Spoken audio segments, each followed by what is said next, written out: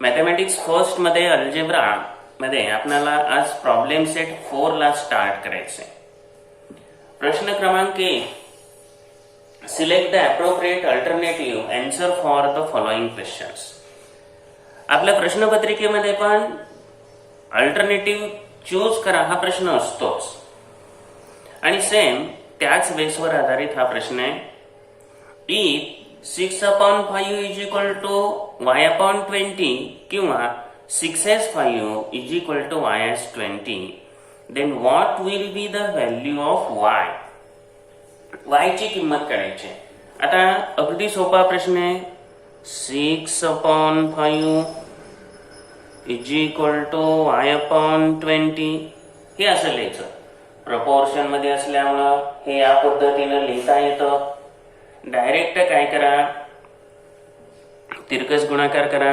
6 into 20 is equal to 5 into y. हे झालं cross multiplication. हे इंटू 5 डिवाइड करा. आता 5 ने डिवाइड करून घ्या. 5 चौक 20. y is equal to आलं 24. किंवा अनेक पद्धती आहेत. 6/5 इज इक्वल टू y/20 दिलंय. जर 5 ला 4 ने मल्टिप्लाय केलं तर येतं 20. आता या ठिकाणी काय, 5 ला 4 ने मल्टिप्लाय केलं तर 6 ला सुद्धा 4 नेच मल्टिप्लाय करायला पाहिजे, तेव्हा येणार 24. आणि अशा रीतीनं तुम्हाला y च्या ठिकाणी किंमत यायला पाहिजे 24. मेथड कोणतीही यूज करा, काही अडचण नाही. त्यामुळं पहिल्याला ऑप्शन येणार बी 24. सेकंड आहे, what is the ratio of 1 millimetre to 1 centimetre. आता बऱ्याच जणांना ह्यात रेशो काढताना कन्फ्यूज होतात. पहिलं काय पाहिजे, रेशो कोणाचा, तर रेशो आहे 1 मिलीमीटर टू 1 सेंटीमीटर. आपल्याला माहिती आहे 1 सेंटीमीटर मध्ये 10 मिलीमीटर येतात आणि म्हणून इथं लिहिताना 1 मिलीमीटर हे न्यूमरेटरला लिहा, अंशाला लिहा, डिवायडेड बाय 1 सेंटीमीटर. पण 1 सेंटीमीटर घेऊन चालत नाही. त्या ठिकाणी तुम्हाला 1 सेंटीमीटरची व्हॅल्यू 10 मिलीमीटर घ्यावी लागेल. मग या ठिकाणी मिलीमीटरला मिलीमीटर हे आता झालं एका युनिट मध्ये आलं, त्यामुळे हा रेशो येतो 1:10. त्यामुळे 1:10 कुठे आहे, ऑप्शन सी. सी हा जो ऑप्शन आहे तो इथं चूज करा. 1:10. 10:1 वेगळं, आपलं उत्तर आलंय 1:10.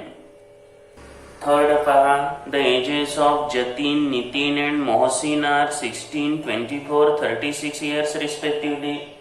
What is the ratio of Nitin's age to Mohsin's age?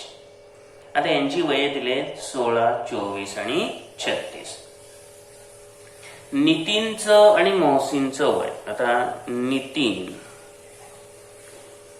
आणि मोहसिन. नितीनचं जे एज आहे ते आहे 24, मोहसिनचं आहे 36. आता इथं काय करायचं नाही दुसरं, याला डिवाइड करून घ्यायचं. 12 into 2 24, 12 into 3 36. मग आन्सर काय आलं 2s3. त्यामुळे ऑप्शन नंबर येणार बी 2s3. चौथ्या उदाहरणामध्ये आपण आहोत. 24 bananas were distributed between Shubham and Anil in the ratio 3:5. Then how many bananas did Shubham get? Shubham आणि अनिल यांच्यामध्ये बनानास या ठिकाणी डिस्ट्रीब्यूट केले 3:5 या रेशो मध्ये. तिथं काय करायचं, 3x अधिक 5x करायचं आणि एकूण बनाना झाले 24. बर, 3x अधिक 5x 8x. एकूण बनाना आहे 24 म्हणून 24 घेतलं, बरोबर 24 घ्या. इथं आपल्याला येणार x बरोबर 24/8, x बरोबर 3. आता याच्यामध्ये शुभमला 3 हा रेशो आहे आणि अनिलला 5x आहे. शुभमला 3x मिळाले, अनिलला 5x आहेत. आपल्याला विचारलेत शुभमला, म्हणजे 3x म्हणजे 3 गुणुले 3, 3 त्रिक 9. आता याच्यामध्ये 5 त्रिक 15 पण दिलेलं आहे, ते फसवायसाठीच दिलेलं असतं आणि म्हणून काळजीपूर्वक जाणीवपूर्वक हे उत्तर पाहिलं पाहिजे. इथं ऑप्शन येणार डी 9 हे आन्सर येणार आहे. त्यानंतर पुढील प्रश्न आहे यातला last. What is the mean proportional of 4 and 25? आपण मीन प्रपोर्शनल शिकलोय, त्याचा वर्ग करायचा. बी घेतला आपण तर बी चा वर्ग बरोबर इतर दोघांचा गुणाकार, म्हणजे 4 into 25. मग गुणाकार करा, 25 चोक 100 करा आणि त्याचं वर्गमूळ काढा. बी बरोबर आलं 10. त्यामुळे इथं ऑप्शन येणार सी 10.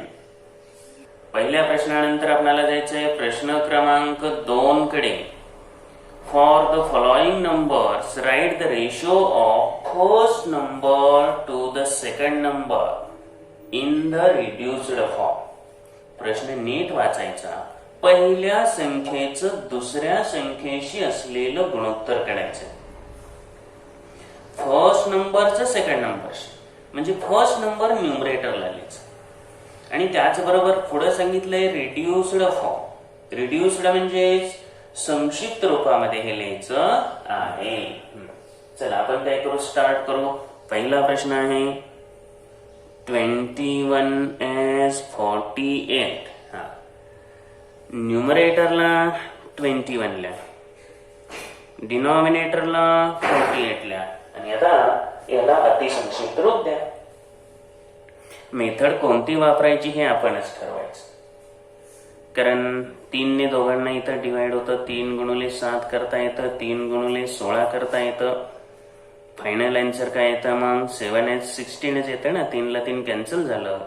तर हा पहिल्या संख्येचा दुसऱ्या संख्येशी असलेला रेशो आला आणि दुसरीचा पहिलीशी विचारली तर 16:7 असा रेशो येतो. त्यानंतर सेकंड एक्झाम्पल आहे 3690. आता याच्यामध्ये पहिली जी संख्या आहे 36 न्यूमरेटरला लिहा, 90 डिनॉमिनेटरला लिहायचं आणि पुन्हा याचे फॅक्टर पाडा किंवा अतिसंक्षिप्त रूप द्या, काही अडचण नाही. जर पाडे येत असतील व्यवस्थित तर काही अडचण वाटत नाही. 18 दुणे 36 आणि 18 पंचे 90. 2 as 5 आलं. पाडे मोठे येत नसतील तर हळूहळू भागत गेलो तरी पण चालतं, त्याचं काही नाही. फायनल उत्तर येण्याशी महत्व आहे. त्यानंतर आहे 65 as 117. तर 65 न्यूमरेटरला लिहा, 117 डिनॉमिनेटरला लिहा आणि मग 13 into 5 डिवायडेड बाय 13 into 9. 13 ला 13 कॅन्सल करा. 13 5 65 आणि 13 9 17 वर्षे, त्यामुळे हे असं आलंय. आता फायनल आन्सर काय आलं, रेशो काय आला 5 as 9. तुम्हालाही आता प्रॅक्टिस सेट सोडवलेत आणि पुन्हा आणखी 3 एक्झाम्पल झालेत. आता डेफिनेट अडचण वाटत नसावी. ऍक्च्युअली ही सर्व उदाहरणं तुम्ही स्वतः सोडवणं अपेक्षित आहे. म्हणजेच या ठिकाणी कसं सोडवलेली बरोबर आहेत किंवा नाही हे फक्त इथे चेक या व्हिडिओच्या माध्यमातून केलं पाहिजे. कारण कसं होतंय, ही काय फार अवघड एक्झाम्पल्स आहेत अशातला विषय नाही. सोपी उदाहरणं आहेत, तेवढी तरी आपल्याला सुटली पाहिजे. आता तुम्हाला सूचना देत असताना चौथं गणित सोडवून दिलेलं आहे. त्यासाठी तुम्हाला 23चा पाडा मात्र यायला पाहिजे. अनेक मुलांना हे पाडे येत नाही आणि पाठ करायचा प्रयत्न पण करत नाही. त्यामुळे पाढे येत नसतील तर वेळ लागेल, हे एक्झाम्पल सुटणारच नाही. चौथ्या आणि पाचव्या गणितामध्ये 23 आणि 19चा पाढा. आता जर हे टेबल येत नसतील तर तुम्ही तर काय करणार आहे आणि मी तर काय करणार आहे, काही इलाजच नाही. तर ही दोन्ही गणितं तुम्हाला सोडवून दिलेली आहेत लास्टची. त्यामुळे परत एकदा सांगणं आहे, टेबल छानपैकी पाठ करा तर बेनिफिट निश्चित होईल. प्रश्न क्रमांक 3 मध्ये write the following ratios in the reduced form. आता हे शब्दामध्ये दिले. पहिलं आहे radius to the diameter of circle. आता रेडियसचा डायमीटरशी असलेला रेशो, आपल्याला रेडियस टू डायमीटर आता 5वी पासून नाही 4थी पासून शिकलाय तुम्ही की हा रेशो काय असतो, 1:2 असतो. रेडियस जर r असेल तर डायमीटर किती असतो, 2r असतो. हा, मग r ला r कॅन्सल करून टाका की. काय आला रेशो पहा, 1:2. हे 1/2 लिहा किंवा असं लिहा, दोन्हीचा अर्थ तोच आहे. इथं वर जर लिहिलं let radius of circle be r तरी चालतंय, आणि एवढं शॉर्ट केलं तरी सुद्धा चालेल. Second example, ratio of diagonal to the length of diagonal having length 4 cm and breadth 3 cm. जरा आता गेस करा बरं. लेंथ ऑफ रेक्टँगलचा एक लक्षात घ्या, diagonal to length of diagonal ratio काढायचा आहे. हा, कसा काढला, बरोबर आहे, तोंडी येत आहे, पण हे काढलं कसं सगळ्यांना कळायला पाहिजे ना. हो सांगा. हा,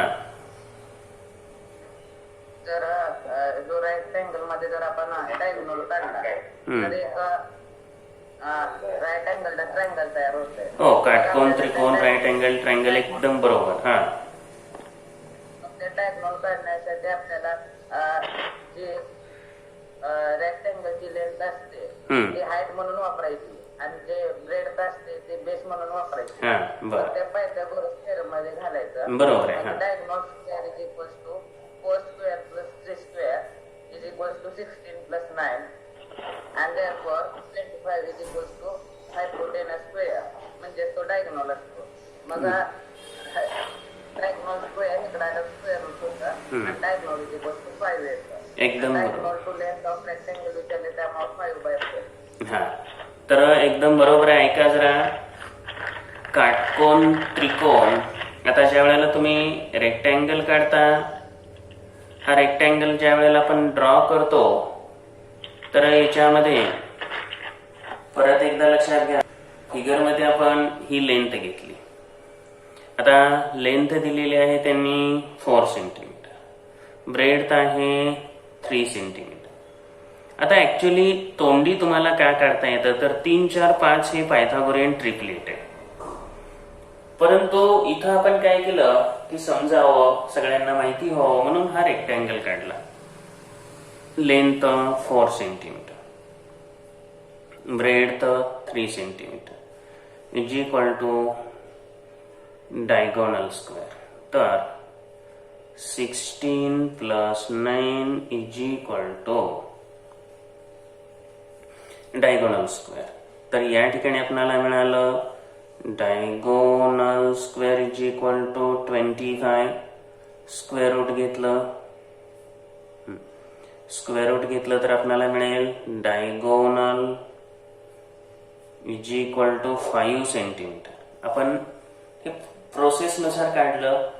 आणि मग आता आपल्याला जो रेशो काढायचा आहे तो घ्या, diagonal to length. Therefore diagonal upon length. Diagonal आहे 5 सेंटीमीटर, लेंथ आहे 4 सेंटीमीटर. हाच रेशो आला ना, डायगोनलचा लेंथशी असलेला रेशो 5:4. खाली वाटलं तर लिहा, ratio of diagonal to length 5:4. प्रश्न सोपे आहेत, फक्त लिहिताना कसं लिहायचं हेही समजायला पाहिजे. त्यानंतर तिसऱ्यात विचारलंय ratio of perimeter to area of square having side 4 centimetre. याच्यात पेरिमीटरचा फॉर्म्युला आणि एरियाचा फॉर्म्युला माहीत तर असतोच, आणि म्हणूनच तुम्हाला फॉर्म्युले मी कलेक्ट करायला सांगितले. यामध्ये चला स्टार्ट करू. अगोदर इथं काढून घेऊ. Perimeter of square. स्क्वेअरचा पेरिमीटर फॉर्म्युला काय आहे?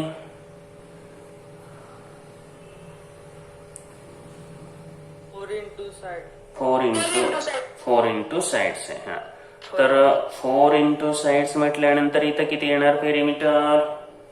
तर पेरिमीटर पहा, आपल्याला दिलेली साइड आहे 4, तर 4 गुणिले 4 16 सेंटीमीटर ही आली side.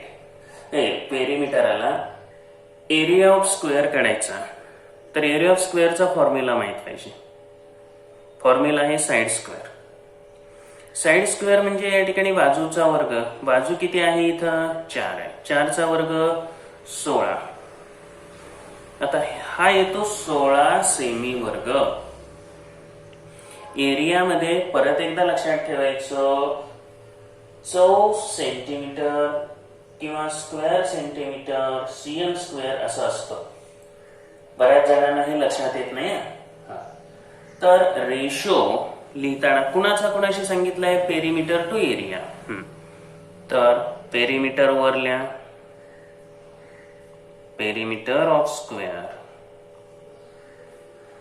Upon area of square. Perimeter हा दिलाय 16, एरिया पण 16 आहे, त्यामुळे 16 × 16. हा रेशो किती यायला पाहिजे? 1:1, आणि हेच आपलं आन्सर असेल. फायनली लिहा तिथं, ratio of perimeter of square two area of square 1:1. आणि या वर्षीपासूनच फायनल आन्सर लिहिण्याची सवय लावा. चांगल्या सवयी आतापासूनच लागल्या पाहिजे. चौथा जो प्रश्न आहे तो प्रश्न कंटिन्युअड प्रपोर्शनवर आहे, जे आपण ऑलरेडी शिकलेलो आहोत. आता जस्ट अलीकडच्या काळामध्ये सेकंड सेमिस्टरमध्ये शिकलोय. कंटिन्युअड मध्ये आहे किंवा नाही हे चेक करायचं. पहिले दिले त्यांनी 2, 4, 8. हा, सुरुवातीला शक्यतो ABC असं माना. नाही मानलं तरी पण चालतंय, अगदी काही कंपल्शन नाही, कारण मानल्यावरच उत्तर बरोबर येते अशातला विषय नाही. मिडल टर्मचा स्क्वेअर करायचा. मिडल टर्म B², 4चा वर्ग. 4चा वर्ग आहे 16. त्यानंतर AC 2 × 8. 2 × 8 सुद्धा आलं 16. आणि जेव्हा B² AC असतं तेव्हा आपण काय म्हणतो? 2, 4, 8 are in continued proportion. तर हे परंपरित प्रमाणामध्ये आहे. 2, 4, 8 हे परंपरित प्रमाणात आहे. सेम आहे असंच सेकंड एक्झाम्पल मध्ये घ्या. 1, 2, 3. A = 1 घेतलं, B = 2 आहे, आणि C = 3 आहे. जर या ठिकाणी पण मधल्या पदाचा वर्ग करा, B², 2चा वर्ग. 2चा वर्ग आला 4. AC म्हणजे पहिलं पद गुणिले तिसरं पद, 1 × 3. आता 1 × 3 आलं, 3 आलं. मग काय झालं इथं? B² AC आलं का? नाही, नॉट इक्वल टू AC आलं. B² not equal to AC. आणि जर असं आलं तर नॉट इन कंटिन्युअड प्रपोर्शन म्हणायचं. Therefore 1, 2, 3 are not in continued proportion. तर हे कंटिन्युअड प्रपोर्शन मध्ये नाही असं तिथे आन्सर लिहावं लागेल. चला तिसऱ्याकडे जाऊया आपण. 9, 12, 16. आता 9, 12, 16 हे कंटिन्युअड प्रपोर्शन मध्ये आहे का तोंडी कळतंय. आता पहिल्यांदा काय म्हणा, let A is equal to 9, B is equal to 12, C is equal to 16. Therefore, b square is equal to 12 square. b ची किंमत 12 असल्यामुळे b स्क्वेअर ची व्हॅल्यू आली 144. ac म्हणजे पहिला आणि तिसऱ्या पदाचा गुणाकार 9 इंटू 16. हा गुणाकाराला 144. 16 44. थोडक्यात इथं काय आलं, B square is equal to ac आणि हे जर आलं तर मग म्हणायचं कंटिन्युअड प्रपोर्शन मध्ये आहे. Are in continued proportion. आणि अशा प्रश्नात तर मार्क अजिबात जायला नकोय. काही जरी झालं तरी मार्क जायला नकोय. चौथा आहे 3, 5, 8. असंच घ्या, b चा वर्ग करा. सुरुवातीला ए बी सी माना नेहमीप्रमाणे. a3, b5, c8, b चा वर्ग, 5 चा वर्ग 25. त्यानंतर ac, a ची किंमत आहे 3, c ची किंमत आहे 8, 3 8 24. B square is equal to ac आलं का, नाही आलं, नॉट इक्वल टू ac. त्यामुळं 3, 5, 8 are not in continued proportion. हे कंटिन्युअड प्रपोर्शन मध्ये नाही. B square is equal to ac आलंय का चेक करायचं, आलंय की आहे, नसेल तर नाही. आता 5वं एक्झाम्पल सुद्धा त्याच्यावरच आहे. A, B, C are in continued proportion. A is equal to 3, C is equal to 27. आता B ची किंमत काढायची आहे. सर्वप्रथम हे कंटिन्युअड प्रपोर्शन मध्ये आहे, हे महत्वाचं आहे. A, B, C are in continued proportion. हे परंपरित प्रमाणात आहे. ठीक आहे. आता यामुळे काय मिळालं, कंटिन्युअड मध्ये असल्यामुळं B square is equal to ac. मग B square is equal to ac, a ची किंमत टाका ना 3, c ची किंमत टाका 27. तर गुणाकार करून घ्या 27 3 81. आणि आता वर्गमूळ काढा, स्क्वेअर रूट घ्या. बी स्क्वेअरचं बी आलं, 81चं 9 आलं. थोडक्यात बी ची किंमत आली 9 आणि तेच विचारले. चला प्रश्न क्रमांक 6 कडे जायचं आहे आपल्याला. Convert following ratios into percentage. पहिला आहे 37 as 500. सर्वप्रथम काय करायचं, हे लिहिताना असं लिहा. असंच लिहिलं पाहिजे हे पण नाही, येतं काढायला आहे असं. पर्सेंटेज मध्ये कन्वर्ट करायचं म्हणजे डिनॉमिनेटर 100 पाहिजे. 5 न इथं डिवाइड करा म्हणजे डिनॉमिनेटर 100 येतोय. 500 डिवायडेड बाय 5. आणि मी म्हणतोय म्हणूनच ही पद्धत करायची असं काही नाही. तुम्ही कोणत्याही मेथड यूज करू शकता. 5 ने डिवाइड केलं 100 हा डिनॉमिनेटर आला. 37 ला 5 ने डिवाइड करा. 5 7 जा 35. 2 उरले, 2वर 0 घेतला. 5 4 जा 20. त्यामुळे 7.4 अपॉन 100 म्हणजे 7.4%. किंवा तुम्ही असं जे करता 37 अपॉन 500 इंटू 100 केलं तरी उत्तर काही वेगळं येत नसतं, तेच उत्तर येतं. आपल्याकडं दुसरं उदाहरण आहे. 5 as 8 हे एक्झाम्पल आहे. आता याच्यामध्ये 8 ला कितीने गुणून घेतल्यावर 100 येईल, तर काही जणांना तोंडी कळतं 12.5 ने गुणल्यावर येतं. पण ज्यांना कळतं त्यांनी गुणुले 12.5 अंशाला छेदाला करावं. आणि ज्यांना कळतच नाही की बाबा ह्याला कितीने गुणल्यावर छेद 100 येईल. त्या मुलांनी काय करायचं, त्याला एक दुसरी मेथड आहे. 100 ला 8 ने डिवाइड करायचं आणि मग उत्तर काय येत आहे ते बघायचं आणि त्यानुसार आपल्याला करता येते मग. किंवा याच्यापेक्षा आणखी एक पद्धत आहे. तुम्हाला डिनॉमिनेटरच 100 पाहिजे ना, तर काय करायचं पहा, थोडं लक्ष द्या. हे 8 कॅन्सल करायला पाहिजे, म्हणजे डिनॉमिनेटरला हे 8 असं घ्यायचं आणि इथं वर लिहायचं 100.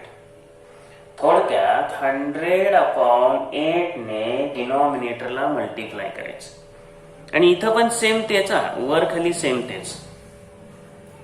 या मेथड मध्ये काय झालं तर 8 ला 8 कॅन्सल झालं आणि बरोबर डिनॉमिनेटर 100 आला. आपलं काम सोपं झालं. आणि मग आता 5 गुणिले 100 500 भागिले 8. डिनॉमिनेटर 100 आहे, 8 ने भागा, 8 संग 48, 2 उरले, 8 दुनी 16, 4 उरले, 8 पंचे 40. 62.5% 62.5%.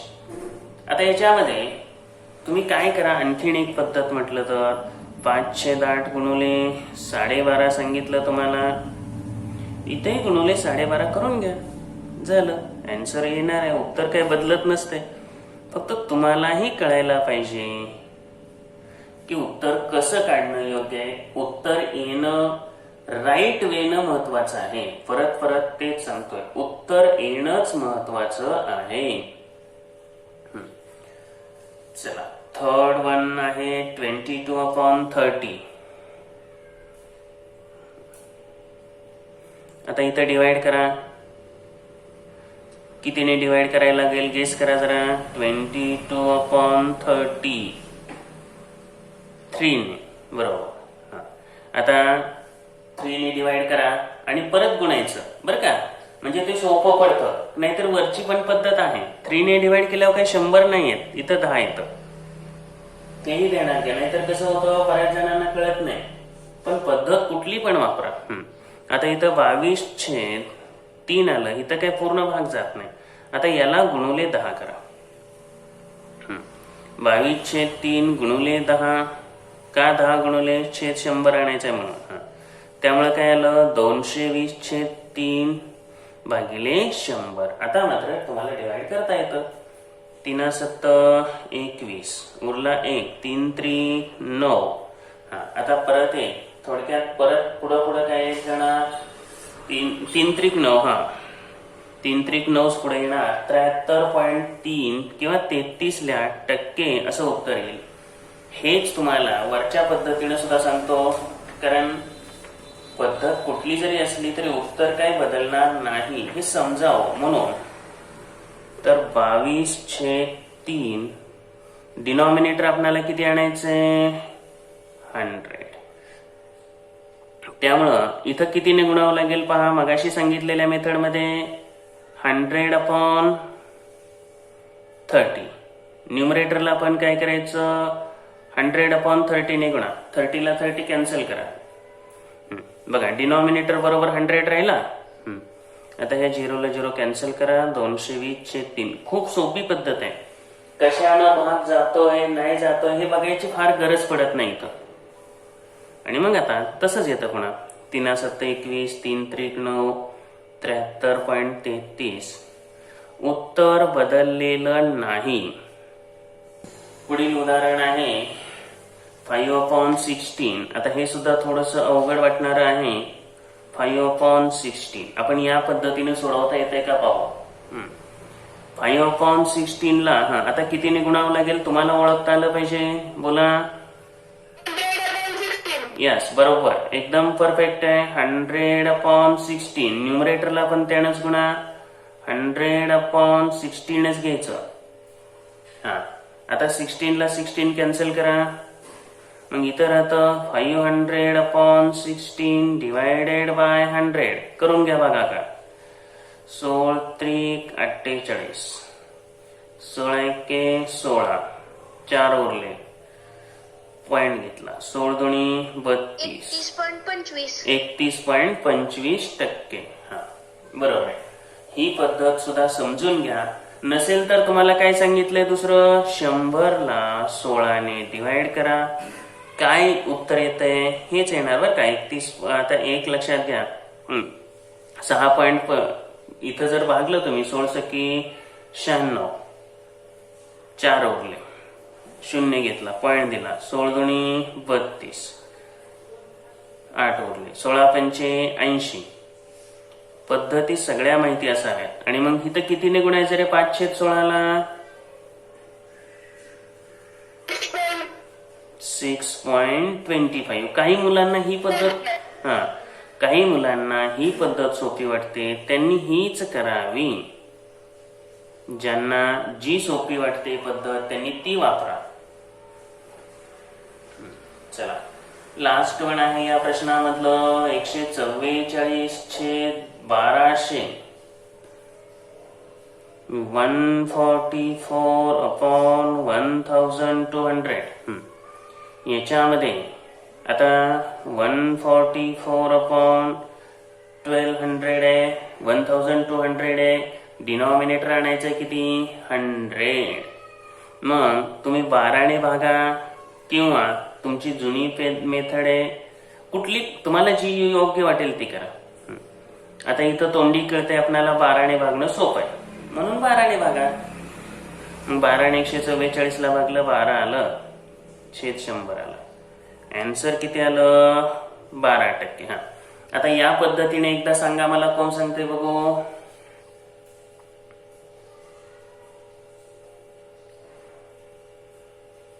पद्धत फक्त बदलतोय आपण, उत्तर काही बदलणार नाही. बोला, कितीने गुणायचं ते कळायला पाहिजे फक्त. हा 100/1200. तर 100 पुढं कॅल्क्युलेशन करा. 1200ला 1200 गेलं, डिनॉमिनेटर तर 100 आला, या 2 झिरोला 2 झिरो गेले, 12 आणि 144ला डिवाइड केलं, 12 आलं. उत्तर आलं का बघा, सेमच आहे ना. आता आपल्याला एकूण प्रश्न झाले 6 झाले. आता 7वा प्रश्न. Write the ratio of first quantity to the second quantity in reduced form. पहिल्या क्वांटिटीचा दुसऱ्या क्वांटिटीशी असलेला रेशो, तो पण रिड्युस्ड मध्ये. आता तुम्ही ही गणित बघताय, पण होमवर्कला ही सर्व गणित नोटबुक मध्ये सोडवा तरच उपयोग आहे. आता इथं 1024 MB आणि 1.2 GB. आता MB GB तुम्हाला बऱ्यापैकी कळत असेल, कारण अलीकडं मोबाईलचा वापर मोठा आहे. इथं 1.2 GB आहे. तर एका युनिट मध्ये कन्वर्ट करून घ्या. 1024 MB चा 1 GB होतो. माहिती असावं, कॉम्प्युटरशी असणारी रिलेटेड असणारी टर्म आहे, तर याच्यामुळं तुम्हाला हे माहिती असेल. गिगाबाईट त्यांनी दिलेलं आहे. आता ते काय लिहायची इथं मी हे करतोय, रूपांतर करून घेतो. एका एककामध्ये असलं पाहिजे म्हणून 1.2 GB MB मध्ये कन्व्हर्जन करायचं. मग 1.2 ला कितीने मल्टिप्लाय करावं लागेल तुम्हाला? 1024. आणि आता हे झाले MB. गुणाकार करा. 12×4 = 48, 12×2 = 24, 24×4 = 28. त्यानंतर हे 0 आलता गुणाकार म्हणून हे 2 घेतलं आणि 12×1 = 12. आता दशांश चिन्ह द्यायचं.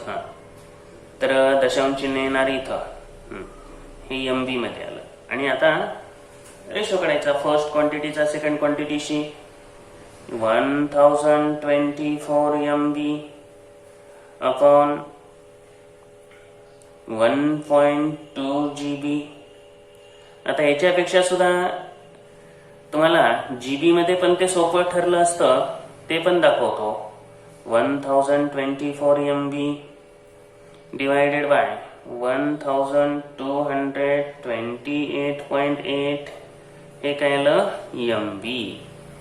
बर, आता याला अतिसंक्षिप्त रूप द्यावं लागेल. हा, इथं कितीने डिवाइड होत आहे हे थोडस लक्षात घ्या. 4 ने भागून घ्या, 8 ने पण जाईल, 8 × 8. कारण आपल्याला शेवटचे जे 3 अंक असतात 3 अंकाला जरी भाग केला तरी पण जातो, पण तुम्हाला 4 ने वाटते 4 ने भागून घ्या. हा, बघू आपण. 4 दुनी 8, 4 आता उरले 2, 4 पंचे 20, 4 सम 24. आता त्याच वेळेला खालचा पॉइंट काढायला वर एक शून्य वाढवला असता तरी चालला असता, किंवा पुढे घ्या. हा, 4 त्रिक 12, 4 0 0, 4 7 28.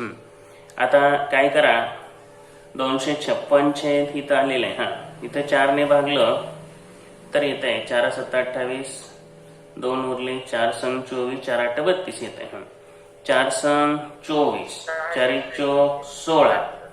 हा, 4 7 28, 4 सम 24, 4 8 32. आणि आता 64 छेद जे आलंय इथं 0 वाढवून टाका, वर 0 वाढवा, खाली 768 झालं. आणि मग आता आपणाला 8 ने भागा, 8 8 64, जरा सोपं पडेल. 8 9 72 आणि 8 सम 48, आणि मग 16 85, 16 सत्ती 96. आता हे असं आलं. जर GB मध्येच केलं असतं तर कसं आलं असतं बघा, GB मध्येच ठेवलं असतं तर 1024 MB चं सोपं असलं असतं. हा, सोपं. आता बघा की, हा, 1024 MB अपॉन 1.2 GB. वर आलं 1 GB, कारण ते सरळच आहे. हा, आणि इथं आलं 1.2 GB. हे सोपं पडतं एकदमच. आता काय, खालचा पॉइंट काढायला वर एक शून्य वाढवला, वर 10 झालं, खाली झालं 12. संपलं उत्तर. जाता 2 ने भागायचं, 2 पंचे 10, 2 सम 12, उत्तर येत आहे. आता हे सोपं पडेल, तुम्हाला जे जमेल ते करा, काहीच अडचण नाही. सर मी ह्या पद्धतीने केलं. हो, ठीक आहे. हा, आता पुढील एक्झाम्पल आहे दुसऱ्या प्रश्नामध्ये 17 रुपये आणि 25 रुपये 60 पैशांचा रेशो काढायचा. First quantity to second quantity ratio आहे. तर एक तर रुपयामध्ये सगळं करून घ्या किंवा पैशामध्ये करा, कसंही काय अडचण नाही. जर 17 रुपीज त्याचे जर पैसे केले तर येणार 17 × 100 बरोबर 1700 पैसे. आता हे सोपं पडेल. त्यानंतर 25 रुपीज 60 पैसे, त्यामुळे 25 × 100 प्लस 60 हे येणार पैसे. त्यामुळं 2560 पैसे हे आलं कन्वर्जन. आणि मग 17 रुपयाचं 25 रुपये 60 पैशांशी असलेलं गुणोत्तर असलेला रेशो काढताना 1700 पैसे भागिले 2560 पैसे. आता 0 ला 0 इथल्या इथं कॅन्सल केला तरी पण चालतो. या ठिकाणी 2 ने डिवाइड करून घेऊ. 2 गुणिले 85. काय केलं, 2 नेच डिवाइड करून घेतलं आपण इथं, आणि न्यूमरेटरला 2 ने केलं, डिनॉमिनेटरला पण तसंच करा.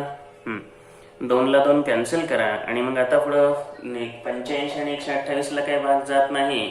17 5 85 येतं, परंतु खाली तसं होत नाही ना, त्यामुळं डायरेक्ट आन्सरच आता इथं आहे असंच राहणार आहे. 85/128 हाच रेशो असेल. चला, थर्ड वन आहे 5 डझन 120 युनिट्स. 5 डझन आणि 120 युनिट्स.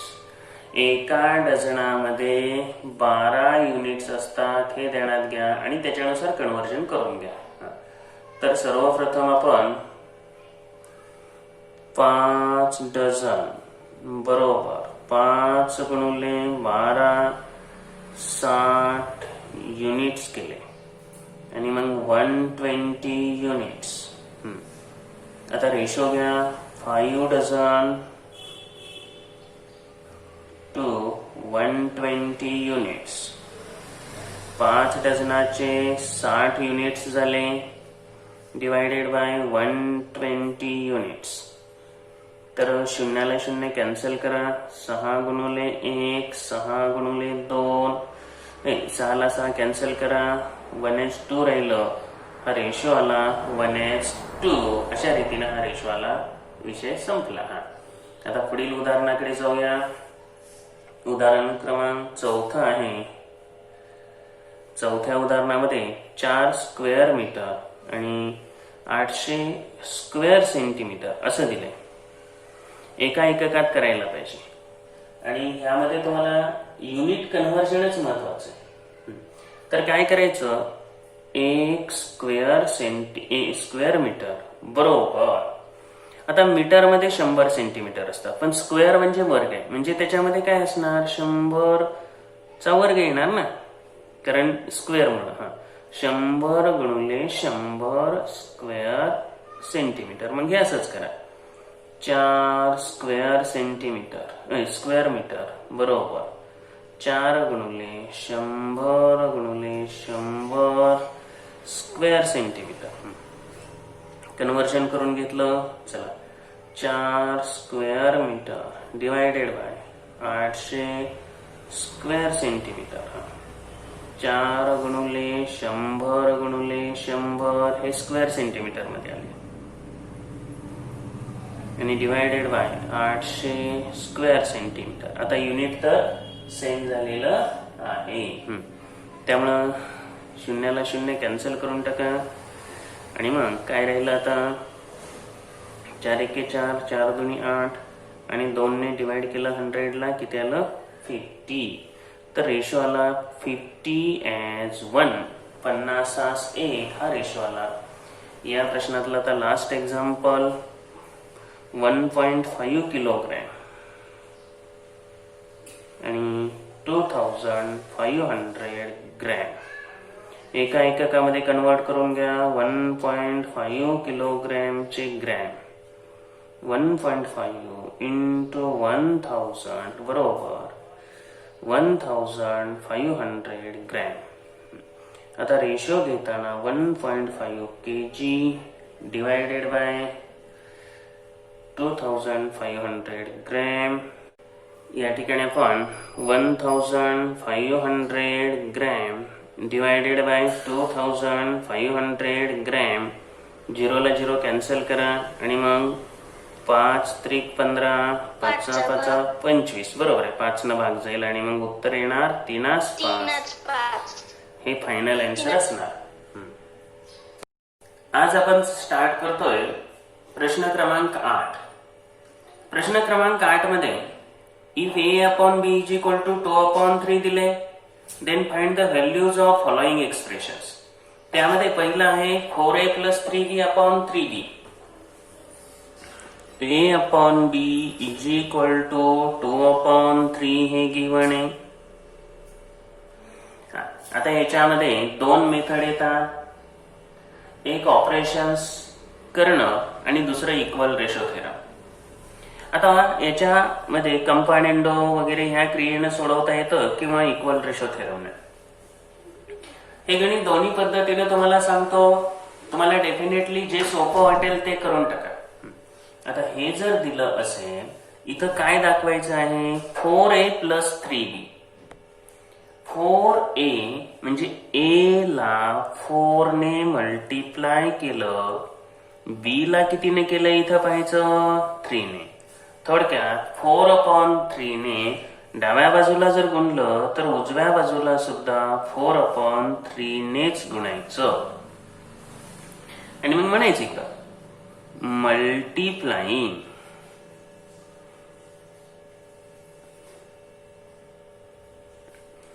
both sides by 4/3. दोन्ही बाजूला 4/3 ने गुणू.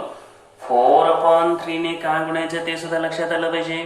ए ला इथं 4 दिसतंय म्हणून 4 ने गुणतोय, बी ला 3 इथं आहे म्हणून बी ला 3 ने गुणतोय. या ठिकाणी घ्या लगेच लिहून 4a/3b इज इक्वल टू 8/9. प्रश्नात काय दिसतंय, 4a + 3b म्हणजे डिनॉमिनेटर न्यूमरेटर मध्ये ऍड आहे, तर याला म्हणायचं कंपानेंडो.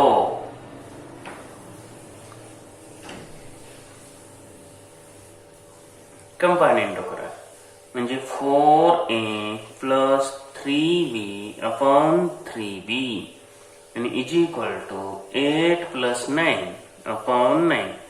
डिनॉमिनेटर न्यूमरेटर मध्ये ऍड केला आणि मग आपलं उत्तर आलं 8 + 9 17/9. फायनल आन्सर लिहाच, कंपल्सरी लिहा. आता हे कंपानेंडो ने केलं. हेच एक्झाम्पल आपल्याला इक्वल रेशो थेरमने करता येतं. a/b इज इक्वल टू 2/3 घेतो. आता याच्यामध्ये काय करायला पाहिजे, हे दिलेलं घ्यायचं. हे सर्वप्रथम दिले, आपण याच्यामध्ये अल्टरनेंडो केले.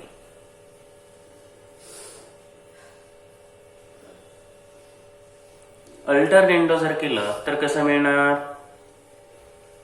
a/2 is equal to b/3 मिळणार. आता याच्याबरोबर k यूज करा, let a/2 is equal to b/3 is equal to k. त्यामुळे काय मिळणार, a is equal to 2k, b is equal to 3k. आता एकदा का ह्या व्हॅल्यू अवेलेबल झाल्या की पुन्हा अडचणच नाही ना. चला आता किमती भरून घेऊ आपण. 4a + 3b/3b. 4 ला 4 आहे असं घ्या. a ची किंमत आपल्याकडे आलेली 2k प्लस 3b आहे. आता 3 ला 3 आहे असं घ्या. b ची किंमत आहे 3k आणि डिवायडेड बाय 3 इंटू b ची व्हॅल्यू आहे 3k. तर 4 × 8 8k plus 9k upon 3 × 3 9k. Addition करून घ्या 17k अपॉन 9k. k ला k कॅन्सल करा आणि इथं आपल्याला शिल्लक राहील 17/9 आणि हेच आपला आन्सर असेल. 4a + 3b/3b is equal to 17/9. उदाहरण क्रमांक 2 आहे 5a² + 2b² divided by 5a² - 2b². a/b is equal to आपण इथं करून घेतलेलं आहे, हे सुरुवातीलाच करायचं आणि याला इथं आपण पहिलं गणित असे टाकलेले. a/b is equal to 2/3 alternendo केलेच. k मानलं की इथं a is equal to 2k, b is equal to 3k. हा पार्ट कॉमनच आलाय सगळ्याला. आता काय करायचं, फक्त व्हॅल्यू पुट करत जायचं. हे परत करायची गरज नाही. काय करा, 5a² + 2b² divided by 5a² - 2b². Value put करताना 5 ला 5 आहे असं घ्या. a ची व्हॅल्यू आपली आलेली जी आहे तीच टाकायची. काय आहे 2k आणि bracket square plus 2 × b². b ची व्हॅल्यू आपल्याकडे अवेलेबल झालेली आहे 3k bracket square. 5 × 2k bracket square minus 2 × 3k bracket square. आता क्रिया करून घ्या. हे 5 ला 5 आहे असं ठेवा. 2k चा स्क्वेअर येतो 4k² plus 2 × 9k² divided by 5 × 4k² - 2 × 9k². आता इथं जर आपण हे क्रिया केल्या तर 5 × 20 20k² अधिक 9 दुनी 18 के स्क्वेअर डिवायडेड बाय 5 चोक 20 20 के स्क्वेअर वजा 18 के स्क्वेअर. आपल्याला इथं 20 आणि 18 किती आलं 38 K square divided by 2 K square. फक्त सहगुणकांची वजाबाकी करायची. जो व्हेरिएबल आहे तो घातांकासहित आहे असा लिहायचा. के स्क्वेअरला के स्क्वेअर कॅन्सल करा. 38 भागिले 2 आणि हा भागाकार करा 19 ला. आणि त्यामुळे हेच आन्सर काय आलं 19:1 हा आपला रेशो आला. 19:1. तिसरं गणित पहा. यामध्ये काय म्हटलंय ए क्यूब प्लस बी क्यूब अपॉन बी क्यूब. आता इथं कंपाऊंड केलेली क्रिया आहे. तुम्हाला इक्वल रेशो थेरमनं पण हे सोडवता येतं ऑलरेडी सांगितलं. ए आणि बी च्या किमती काढलेल्या किमती फक्त टाकून द्यायच्या.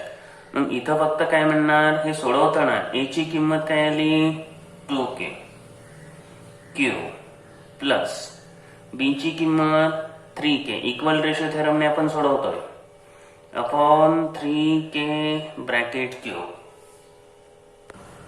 क्यूब करून घेतले की 8k cube plus 27k cube divided by 27k cube. ह्या 27 ला 27 कॅन्सल नाही करायचं. बरं आता यांची ऍडिशन करून घ्या. ही ऍडिशन आली 35k cube upon 27k cube. K क्यूबला के क्यूब कॅन्सल करून टाका. मग आपलं आन्सर आलं 35/27.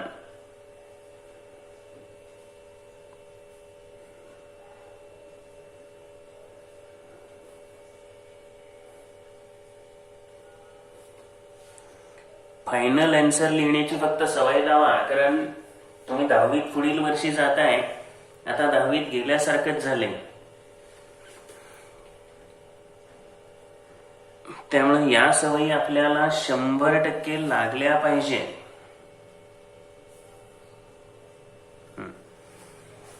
चौथ्या गणितामध्ये इक्वल रेशो थेरमनुसार आता आपण ए आणि बी च्या किमती काढलेल्या आहेत.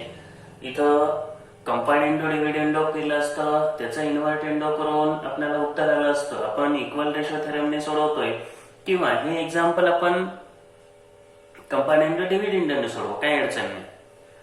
कारण सगळंच यायला पाहिजे. आता हे सोडवताना सर्वप्रथम काय घेणार ए अपॉन बी. तुम्ही मी सोडवतोय म्हणून असंच सोडवलं पाहिजे असं काही नाही. इथं A upon B is equal to 2/3 आलंय. बरं मला सर्वप्रथम इथं जाणून घ्यावं लागेल बी ला कितीने गुणलंय 7 ने. ए ला कितीने गुणलंय 4 ने. थोडक्यात 4/7 ने दोन्ही बाजूला गुणून घ्यावं लागेल. पद्धत मी यूज करतोय वेगळी बदलली चौथ्या गणिताला.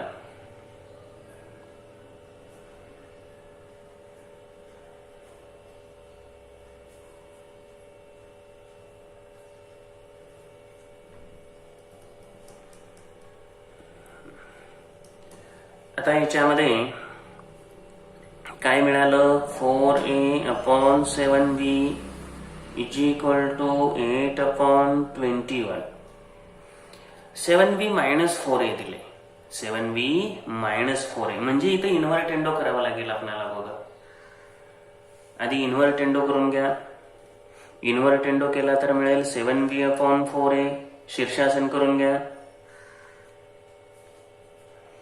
आणि रिझन्स प्रत्येकाने लिहायचे.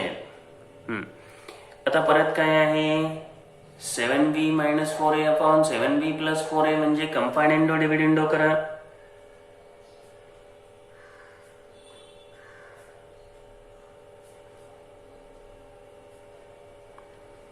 तर कंपाऊंड डिव्हिडंडो केलं की मिळेल 7b + 4a/7b - 4a. कंपाऊंड डिव्हिडंडो म्हणजे न्यूमरेटरला ऍडिशन डिनॉमिनेटरला सबट्रॅक्शन.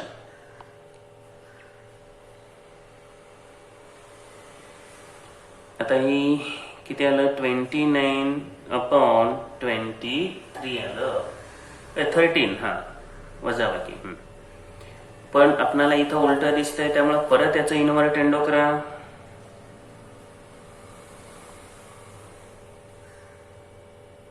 इन्व्हर्टेंडो केले की काय मिळेल 7b - 4a/7b + 4a = 13/29 आणि हे असेल फायनल आन्सर. इक्वल रेशो जरी यूज केला तरी उत्तर चेंज होणार नाही. प्रश्न 9व्यामध्ये काय म्हटलंय A B C D are in proportion. संख्या एकूण आहे 4 आणि 4 संख्या असतील तर आपण a/b = c/d असं घेतो. प्रश्न क्रमांक 9. आता 9व्या प्रश्नामध्ये काय दिलंय पहा a/b = c/d असं दिलेलं आहे. हे प्रपोर्शन मध्ये आहे असं दिलंय म्हणजे तोच अर्थ झाला आणि त्याच्यावरून तुम्हाला प्रूव्ह करायचे एकूण 3 प्रश्न दिले. पहिल्या प्रश्नामध्ये आपल्याला 11a² + 9ac/11b² + 9bd = a² + 3ac/b² + 3bd असं आहे. पहिल्यांदा डावी बाजू घेऊ पण त्या अगोदर a/b = c/d = k घेऊ आणि a आणि c च्या किमती काढून घेऊ. चला स्टार्ट करू. सर्वप्रथम लिहिणार आपण a/b = c/d.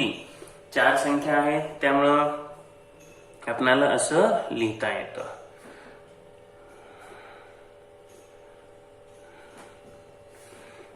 प्रमाणात असताना 4 असतील तर आपण असं लिहिलो. Therefore a/b = c/d = k. आता याच्यामध्ये a = काय मिळतं bk मिळतं, c = काय मिळतं dk मिळतं. एवढंच करायचं आणि डावी बाजू घेऊन टाकायची. पहिला जो प्रश्न आहे त्याच्यामध्ये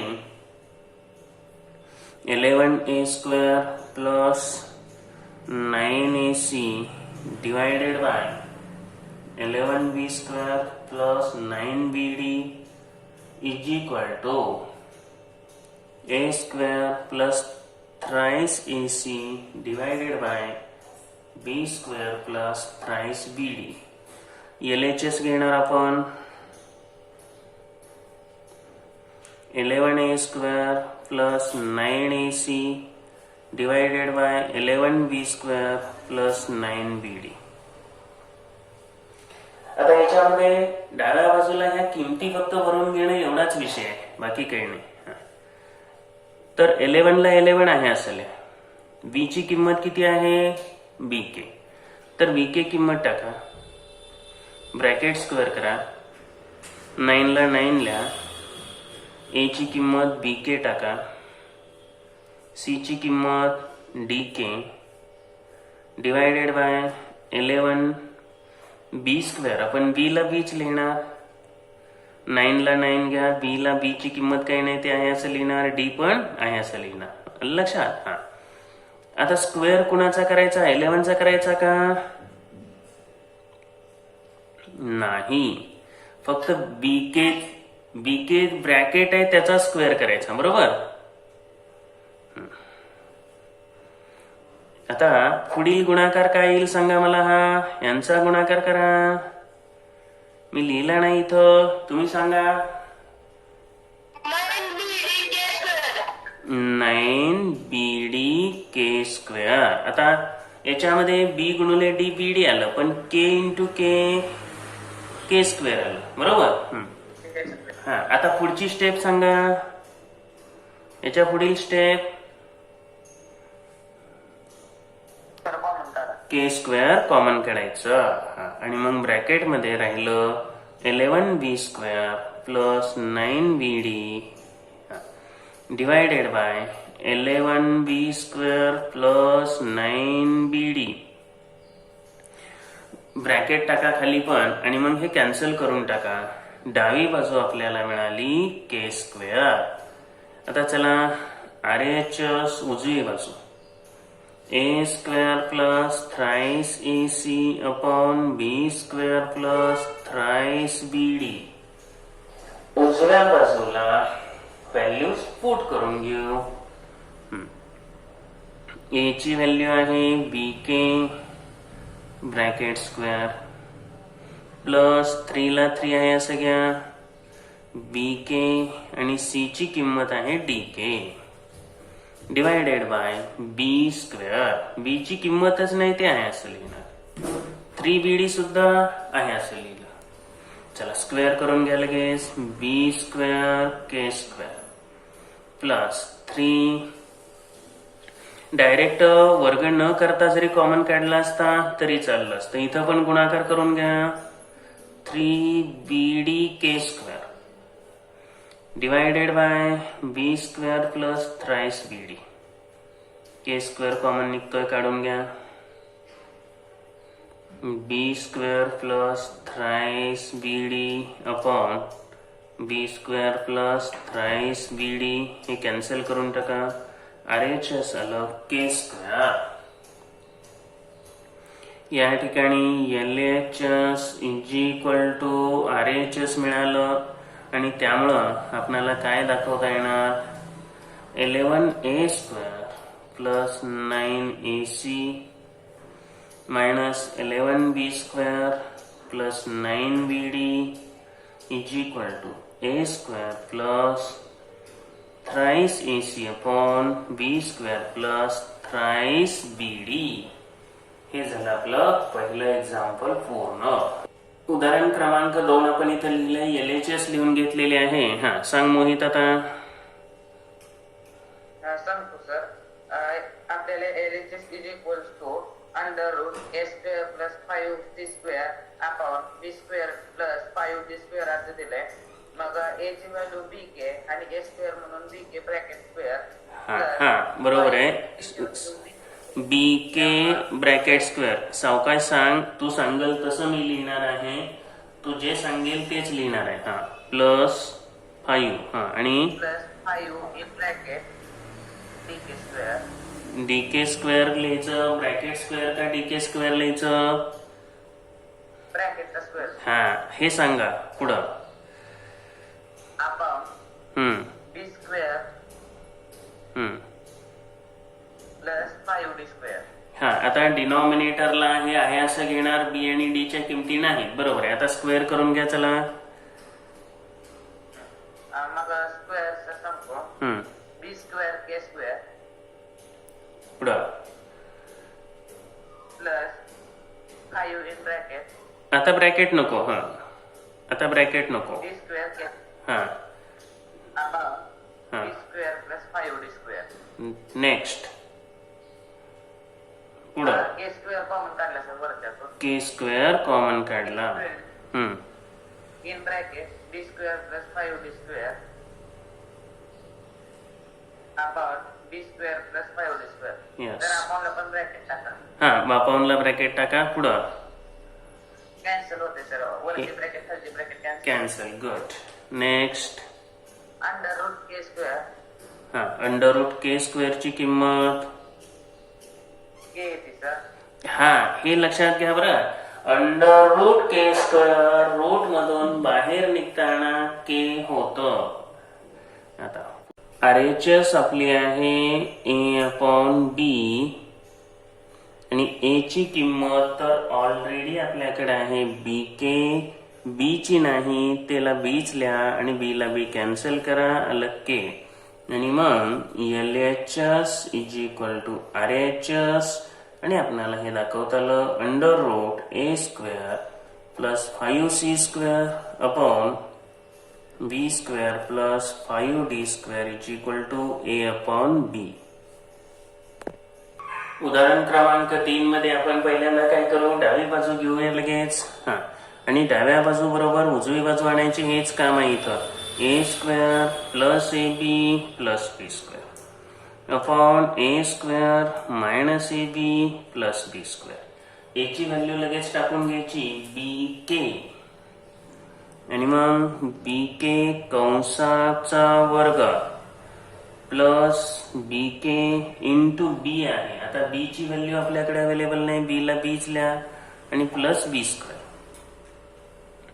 divided by A square B K कंसाचा वर्ग वजा बी के, ए ची किंमत आहे बी के, बी ची किंमत आहे बी प्लस बी स्क्वेअर. यानंतर स्क्वेअर करून घ्या. B square K square plus B square K plus B square divided by B square K square minus B square K plus B square. Common निघतायत ते कॉमन काढून घ्या.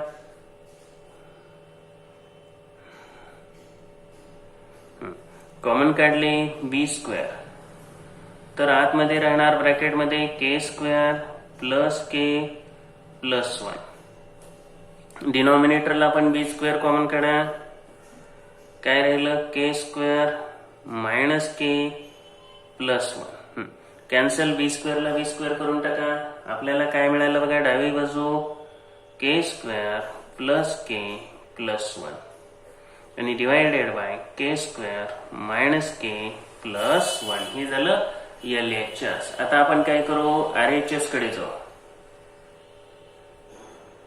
C square plus C D plus D square divided by C square minus C D plus D square. किमती भरून घ्यायच्या लगेच. याच्यामध्ये आपल्याकडे अवेलेबल आहे सी बरोबर डी के, फक्त एवढंच. त्यामुळे सी ची किंमत टाका डी के कंसाचा वर्ग अधिक डी के गुणुले डी आणि अधिक डी ला तर काय डीच आहे डी स्क्वेअर. डिनॉमिनेटरला पण D K bracket square minus D K into D आणि प्लस डी स्क्वेअर. स्क्वेअर करून घ्या. D square K square plus D square K plus D square divided by D square K square minus D square K plus D square. D square common काढून घ्या. K square plus K plus 1 divided by D square common काढल्यामुळं K square minus K plus 1. आता ह्या D स्क्वेअरला D square cancel करा. RHS आपल्याकडे मिळाले के square plus K plus 1 आणि divided by K square minus K plus 1. LHS आणि RHS दोन्हीही समान आलेले आहेत. त्यामुळे हे पुन्हा फायनली हे लिहावं लागेल. ठीक आहे. A B C are in continued proportion ते लिहा पहिल्यांदा. A B C are in continued proportion हे परंपरित प्रमाणात आहे. याचा अर्थच आपल्याकडे काय झाला, A upon B is equal to B upon C. आपण याच्याबरोबर के सपोज करतो. Let A upon B is equal to B upon C is equal to के.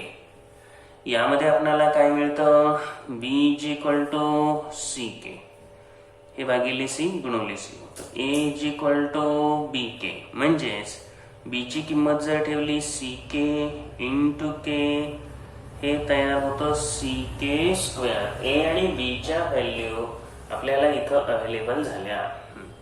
आता पहिल्या गणितामध्ये डावी बाजू दिलेली आहे A upon A plus 2b is equal to A minus 2b upon A minus 4c. जर LHS आपण घेतलं ए अपॉन ए प्लस 2b हे सुद्धा डावी उजव्या बाजू घेऊनच सोडवायचं आणि फक्त व्हॅल्यू ठेवून टाका. ए ची व्हॅल्यू काय आहे, तर ए ची व्हॅल्यू आहे C K square upon A plus 2b. ए ची व्हॅल्यू आहे सी के स्क्वेअर प्लस 2 ला 2 घ्या आणि बी ची किंमत सी के. आता हा गुणाकार करून घेऊ. न्यूमरेटरला आहे सी के स्क्वेअर अपॉन सी के स्क्वेअर आणि डिनॉमिनेटरला आहे सी के स्क्वेअर प्लस 2ck. याच्यातून डिनॉमिनेटर मधून सी के कॉमन काढून टाका. काय राहिलं के प्लस 2. सी के ला यातला सी के जाऊ द्या. काय राहिलं मग LHS के अपॉन के प्लस 2. LHS आपल्याकडे उपलब्ध झालं. आता RHS घ्या. RHS ला आहे a minus 2b upon a minus 4c. a ची व्हॅल्यू ck स्क्वेअर मायनस 2 आहे असं, आणि b ची व्हॅल्यू ck. a ची व्हॅल्यू ck स्क्वेअर मायनस 4 आणि c ला तर आपण काय cच लिहिणार. त्यामुळं इथं उपलब्ध काय झालं ck square minus twice ck upon ck square minus 4c. ck common काढा, काय राहिलं k, इथं k राहिलं, ck गेलं, मायनस 2 राहिलं, डिवायडेड बाय c कॉमन काढला की k स्क्वेअर मायनस 4 राहिलं.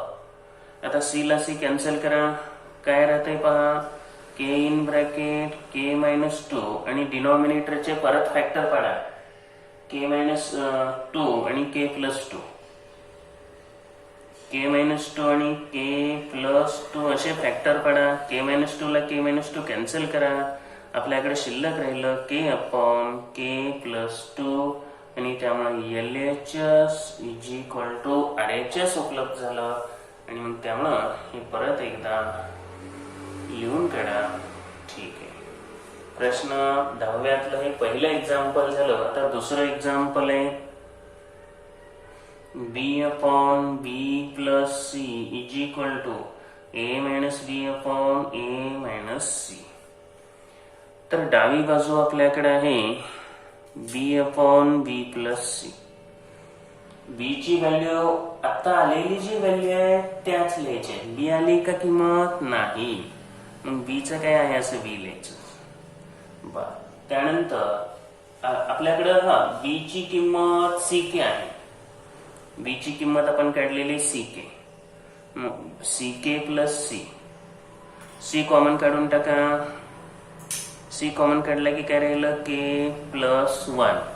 c ला c कॅन्सल करा, मग LHS उपलब्ध झालं k अपॉन k प्लस 1. इथं b ची किंमत उपलब्ध होती ती लिहिली. सुरुवातीला मी नाही म्हटलं, पण b आहे अवेलेबल.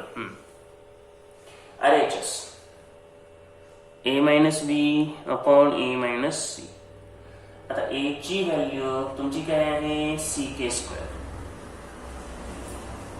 b ची ck divided by ck square minus c. ck common काढा, काय राहिलं मग k मायनस 1. इथं कॉमन काढा c, काय राहिलं k स्क्वेअर मायनस 1. c ला c कॅन्सल करा, k in bracket k minus 1. Factor काढा, k मायनस 1 आणि k प्लस 1. आता minus 1 k minus 1 k minus 1 cancel करून टाका, काय राहिलं k अपॉन k प्लस 1. अशा रीतीनं LHS आणि RHS दोन्ही समान आल्या. LHS is equal to RHS, त्यामुळे b upon b plus c is equal to a minus b upon a minus c. हे आपल्याला सिद्ध करता आलं. 11व्या गणितामध्ये सोडवत असताना याला 2 मेथड येतात हे तुम्हाला ऑलरेडी माहिती आहे. इक्वल रेशो थेरम मध्ये घेताना इथं कसं केलं तर याच्याबरोबर k मानून घेतलं. 12x square plus 18x plus 42 upon 18x square plus 12x plus 58 is equal to 2x plus 3 upon 3x plus 2 is equal to k. पुढं आता काय करावं लागेल, 2x प्लस 3 आणि 3x प्लस 2 ला 6x ला मल्टिप्लाय करा. हो बरोबर आहे. आपण काय करू, हे आहे असं इथं ठेवलं तरी चालतंय, कारण इथं 6x ने जर मल्टिप्लाय केलं, दोघांना इथं ब्रॅकेटमध्ये टाकू. आणि तुम्हाला माहिती आहे न्यूमरेटर आणि डिनॉमिनेटरला समान संख्येनं जर गुणून घेतलं तर किमतीत काय फार फरक, म्हणजे किमतीत फरक पडतच नाही. हा गुणाकार करा आता.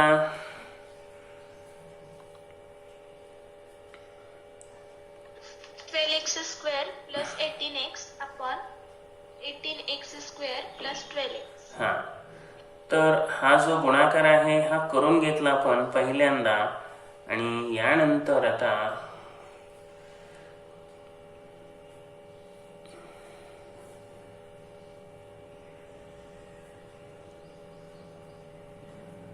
सांगा. सर आता by the theorem of equal ratio k is equal to 12x square plus 18x plus 42 minus ब्रॅकेटमध्ये 12x स्क्वेअर प्लस 18x. हा, आपण काय करतोय, पहिला जो रेशो आहे त्या रेशिओ मधून दुसरा रेशो मायनस करतोय. लक्षात घ्यायचं सगळ्यांनी, पहिल्या रेशो मधून सेकंड रेशो मायनस करतोय.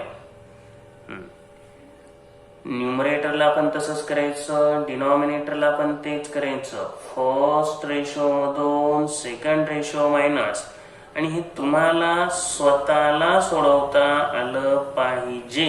पुढं सर आता 12x स्क्वेअरला मायनस 12x स्क्वेअर कॅन्सल होणार, प्लस 8x ला मायनस 8x कॅन्सल होणार, म्हणजे 42 अपॉन 58 हा रेशो राहणार. तर पहिल्यांदा मी काय केलं, चिन्ह बदलून घेतली. ब्रॅकेटच्या बाहेर आता मायनस दिलंय मी डायरेक्ट काही लिहिलं नव्हतं. पहिल्यांदा काय करतो, ही चिन्ह बदलून घेतो. हे वजा 18x वर्ग झालं, हे वजा 12x झालं. हे कॅन्सल करू. मायनस 12x ला प्लस 12x, प्लस 18x स्क्वेअरला minus 18x square, plus 12x स्क्वेअरला minus 12x square, minus 18x ला प्लस 18x. आणि यामुळं तुम्ही जसं सांगितलं तसं 42 upon 58 is equal to k मिळालं. पुढे आता सर त्याचं संक्षिप्त रूप घ्यायचं, म्हणजे 21 अपॉन 29. हा, 2 ने डिवाइड केलं की ते थोडं सोपं पडतं. हा, पुढं सर आता 2x plus 3 upon 3x plus 2 is equal to 21 upon 29. हा, आता या ठिकाणी पहा, हे इथं काय आलं, इज इक्वल टू के आपण घेतलंय, आणि हे के सुरुवातीला इथं मानलेलं असल्यामुळं याच्याबरोबर काय करू आपण, 21 अपॉन 29 बरोबर 2x प्लस 3 3x प्लस 2 आपण हे मानलंय जसं तसं घेऊ, आणि तिरकस गुणाकार करून घ्या. आता तिरकस गुणाकाराला काय अडचण नाही. तर 29 इंटू 2x प्लस 3, बेसिक भाग तुम्हाला विचारला महत्वाचा तेवढाच, आणि हे काही नेहमीसारखं आहे, त्यामुळे याच्यात काय फार चुकू शकत नाही, आणि जरी चुकलं तरी समजतं. गुणाकार करून घेतोय आपण. आता x एका बाजूला घ्या, 63x मायनस 58x, हे मायनस कडे घेतलं, हेच घेतलं आपण इकडं, आणि मग 87 मायनस 42, आणि ही वजाबाकी आली 5x इज इक्वल टू 7तून 2 गेले 5, 8तून 4 गेले 4, आणि मग x बरोबर आपल्याला काय मिळालं, 45 भागिले 5, 5 9 45, x बरोबर 9. हे इथं सोल्युशन आलं. x बरोबर 9 हे 11व्याचं सोल्युशन आहे. यामध्ये हेच उदाहरण आपण इथं इक्वल रेशोला सोडवलंय, परंतु पाठीमाग जो भाग आपण शिकलोय त्याच्यानुसार याचं काय करावं लागेल, दुसऱ्या पद्धतीने सोडवताना काय करावं लागेल पहा. दुसरी पण पद्धत आहे इथं, फक्त सांगा, आठवतंय का पाहू आपण, सांगा. हा तर पहिल्यांदा multiplying second ratio predecessor and successor by 6x म्हणायचं. मग ते मल्टिप्लिकेशन झालं की आपल्याला 12x square plus 18x upon 18x square plus 12x येते. मग ते इज इक्वल्स टू म्हणून लिहायचं. मग त्याचं अल्टरनेटो करायचं. हा, ऐका सगळ्यांनी, हे थांब, हे सुरुवातीला हे गुणून घेतल्यावर किंवा अगोदर केलं तरी चालेल, अल्टरनेटो करा. हा, पुढची प्रोसेस सांग. अल्टरनेटो करा, आपल्याला हे मिळतं 12x square plus 18x plus 42 12x square plus 18x is equal to 18x square plus 12x plus 58 upon 18x square plus 12x. हा. मग ह्याचा डिव्हिडंड करायचा. हा ऐका, याचं डिव्हिडेंडो करा आणि आता सोडवत काय मी बसत नाही, सगळं तुम्हाला ज्यांना शक्य आहे त्यांनी सोडवा. डिव्हिडेंडो केल्यानंतर आपणाला या ठिकाणी जे डिव्हिडंड केलं हा काय राहतं, हा त्याचं डिव्हिडंड करून हा वजाबाकी केले की मग 42 upon 12x square plus 18x is equal to 58 upon 18x square plus 12x येते. हा. मग याच अल्टरनेटिव्ह करायचं. हा. मग आपल्याला रेशो भेटते 42 upon 58. हा मग त्याला संक्षिप्त रूप दिलं की 3 upon 7 येते. मग 3 upon 7 is equal to 2x plus 3 upon 3x plus 2 ठेवायचं. मग 3 upon 7 is equal to 2x plus 3 upon 3x plus 2. मग हे याचं स्लाइड मल्टिप्लिकेशन करायचं. दीर्घ गुणाकार 3 in bracket 3x plus 2 is equal to 7 in bracket 2x plus 3. And therefore 9x plus 6 is equal to 14x plus 21. तर मग x जवळ घ्यायचं आणि ह्यांचं क्रिया केली की मग उत्तर येतं. हा. तर या पद्धतीने सुद्धा काही जणांनी करून बघा, बघितलं तर उत्तर येणारच आहे. आणि आणायचा प्रयत्न करा, प्रयत्न व्हायला पाहिजेत. बघा, प्रत्येकाला मी तेच सांगतोय, प्रयत्न होणे गरजेचे आहे. चला, प्रश्न क्रमांक 12 मध्ये 2x minus 3y upon 3z plus y is equal to z minus y upon z minus x is equal to x plus 3z upon 2y minus 3x दिले आणि एव्हरी रेशो तुम्हाला x upon y दाखवायचा आहे. आता थोडस जर आपण observation केलं, पाठीमागं पण एक गणित झालेलं आहे असं. इथं जर आपण हे 2x आणि 1x केलं 3x येतं. त्यानंतर इथं तुम्हाला x अपॉन y दाखवायचं असल्यामुळे न्यूमरेटरला फक्त x शिल्लक राहणार. मग हे वजा 3y जे आहे ह्याला हे अधिक 3y करून कॅन्सल करावं लागेल. त्यानंतर z ला हे z आहे प्लस 3z, आता हे वजा 3z आणि हे अधिक 3z. थोडक्यात याला आपल्याला 3 ने गुणून वजाबाकी करा किंवा वजा 3 ने गुणा. डिनॉमिनेटरला जात आहे का पहा, डिनॉमिनेटरला फक्त आपल्याला y पाहिजे, म्हणजे 3z ला वजा 3z बरोबर जाणार. त्यानंतर y आणि हे 2y 3y बरोबर राहत येत आहे. इथं अधिक 3x होणार, इथं वजा 3x आहे, कॅन्सल होतं. एकदम परफेक्ट येत आहे. आपण काय करायचं, जो सेकंड रेशो आहे multiply second ratio multiply second ratio by -3x upon -3x असं म्हणलं तरी चालतं. किंवा आपल्याकडे दुसरी पण पद्धत आहे, हे न लिहिता तुम्ही मल्टिप्लाइंग म्हटलं असतं सेकंड रेशिओच्या प्रिडेसर आणि सक्सेसरला -3x न तरी पण -3 ने बरं का. मी इथं लिहिताना -3x लिहिलं गेलं, परंतु इथं -3 असं म्हणा, कारण x ची गरज नाही तिथं. -3 अपॉन 3 म्हणा, किंवा हेच आपणाला असं सुद्धा म्हणता येतं म्हणून सांगितलं, multiply successor and predecessor of second ratio by -3. यातलं दोन्हीतलं एकच लिहा, कुठले दोन्ही लिहू नका. हा, तर कसं होणार मग, 2x minus 3y upon 3z plus y -3 into z minus y upon -3 into z minus x is equal to x plus 3z upon 2y minus 3x. आता याच्याबरोबर आपल्याला सुरुवातीला हे के तर मानावं लागतं, के मानून घेतो आपण, किंवा त्याशिवाय इच रेशो आपल्याला म्हणता येत नाही, किंवा जरी इथं ठेवलं तरी चालते आहे असं. आपण काय करू, 2x minus 3y अपॉन 3z plus Y is equal to minus 3z plus 3y, हे मायनस मायनस प्लस झालं, upon minus 3z plus 3x is equal to x plus 3z, 2y minus 3x. फक्त मधला रेशो तेवढाच change झाला ना. आता by equal ratio, तर addition करून घ्या सगळ्यांची. Minus 3z plus 3y plus x plus 3z. आता याच्याबरोबर के आपण सपोज केलेलंच आहे सुरुवातीलाच, इथंच म्हणायचं लेट. हा,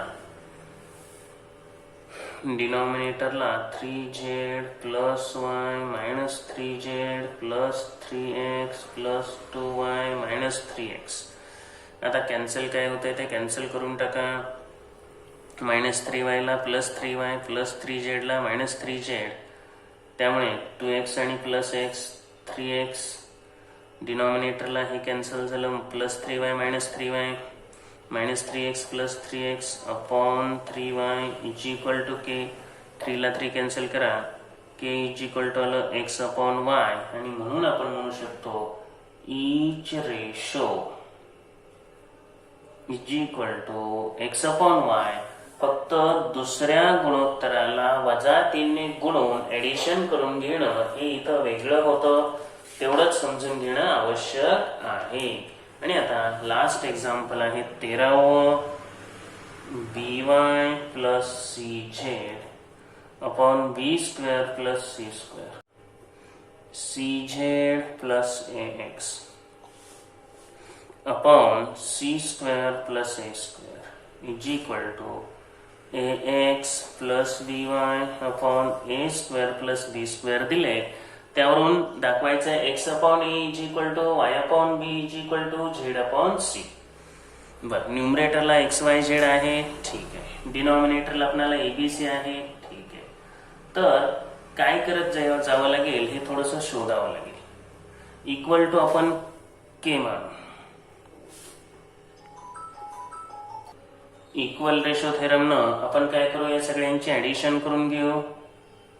by plus cz plus cz plus ax plus ax plus by divided by B square plus C square plus C square plus A square plus A square plus B square.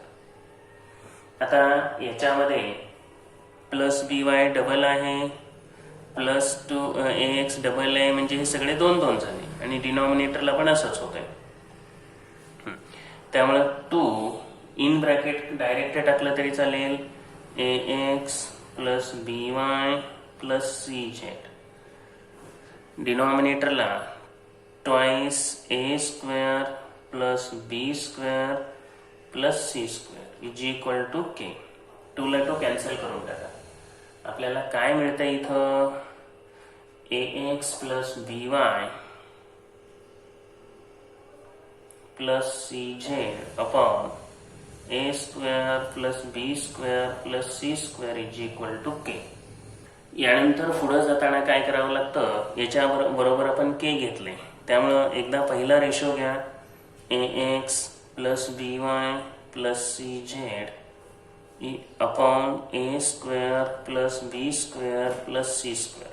पहिला ratio आपल्याला याच्याबरोबर घेता येतो के मानल्यामुळं, तर तो घ्या by plus cz divided by B square plus C square. आणि आता इज इक्वल टू के आहेच, इक्वल रेशो थेरमनं वजाबाकी करा. ax plus by plus cz.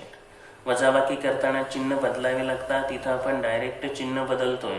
आणि हे एवढंच फक्त याच्यातलं अवघड आहे, बाकीचं काहीच नाही. चिन्ह बदललं, वजा बी स्क्वेअर झालं, वजा सी स्क्वेअर झालं, इज इक्वल टू के.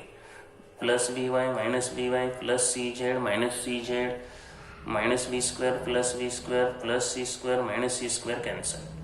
काय मिळालं आपल्याला, ax upon A square is equal to K. A ला ह्यातला एक कॅन्सल करा आणि म्हणून X upon A is equal to K मिळालं. आणि मग याच पद्धतीने काय करायचं, परत दुसरा रेशो वजा करायचा, परत तिसरा रेशो वजा करायचा. मग तुम्हाला दुसरा रेशो वजा केल्यावर काय मिळेल, वाय अपॉन बी मिळणार. तिसरा रेशो वजा केल्यावर झेड अपॉन सी मिळणार. आणि मग X upon A is equal to Y upon B is equal to Z upon C म्हणता येतं. इथं लिहू आपण सिमिलरली वी कॅन शो. काय दाखवता येतं आपल्याला, तर दुसरा जो रेशो आहे तो वजा केल्यानंतर y upon b is equal to k and third ratio z upon c is equal to k. त्यामुळे आपण काय म्हणू शकतो डायरेक्टली, मग x upon a is equal to y upon b is equal to z upon c. आणि हे गणित आपण या ठिकाणी अशा रीतीनं पूर्ण करतोय. प्रॉब्लेम सेट चौथा पूर्ण झालेला आहे. हा प्रॉब्लेम सेट पुन्हा एकदा सोडवून पाहायचा आहे. Okay, thank you.